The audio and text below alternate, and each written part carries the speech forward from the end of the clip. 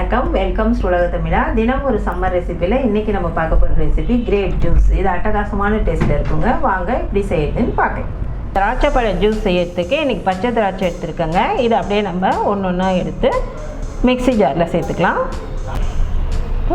1 cup grapes, இது கூட கொஞ்சம் புதினா இலைங்க, இஞ்சி, இது கூட சர்க்கரை 2 டேபிள் ஸ்பூன் அளவு சர்க்கரை சேர்த்துக்கிறேன். இப்போ இதை நல்லா அரைச்சி எடுத்துகிட்டு வந்துடலாம். இப்போ நல்லா அரைச்சிட்டு வந்தாச்சுங்க. இதை வடிகட்டிக்கலாம். இப்போ வடிகட்டிக்கலாம்.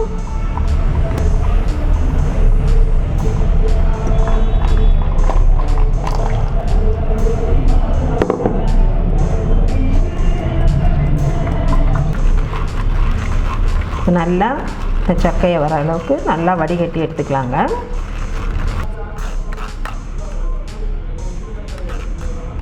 அவ்வளோதான். இப்போ நமக்கு எல்லாமே நல்லா கம்ப்ளீட்டாக மொத்த ஜூஸும் வந்துடுச்சு. இப்போ நம்ம இதில் கொஞ்சமாக லைம், எலுமிச்சம்பழம் சாறு புழிஞ்சிக்கலாம். அப்போ தான் அதோட டேஸ்ட் வந்து நல்லா தூக்கி கொடுக்கும். நான் எடுத்துருக்கிறது ஆஃப் லைம் தான் எடுத்திருக்கேன். இவ்வளோ கூட தேவையில்லை. இதில் பாதி அளவு புழிஞ்சால் போதும். இப்போ நல்லா கலந்துடலாம்.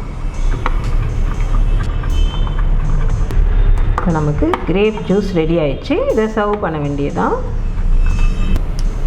ஐஸ் க்யூப் சேர்த்துக்கலாங்க. இப்போ இதில் ஊற வச்சு எடுத்துருந்த சப்ஜி அரிசி,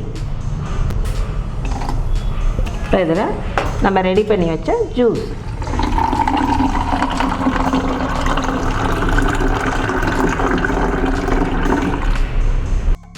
கிரேப் ஜூஸ் இப்போ சூப்பராக ரெடி ஆயிடுச்சுங்க.